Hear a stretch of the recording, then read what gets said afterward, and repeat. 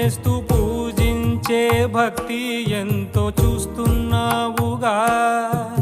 ఆకలితో చెయ్యే చాచి వస్తే తన చేతుల్లోని ఆహారం పంచే చేయి చూస్తున్నావుగా.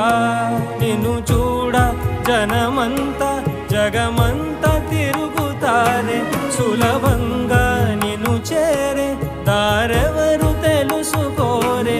అలంకారం అసలు లేని అహంకారం అన్నది లేని, ఏ కళ్ళ కపటం కానరాని మనసుల్లో నువ్వే కలిసా నిన్నే నిన్నే మరిచి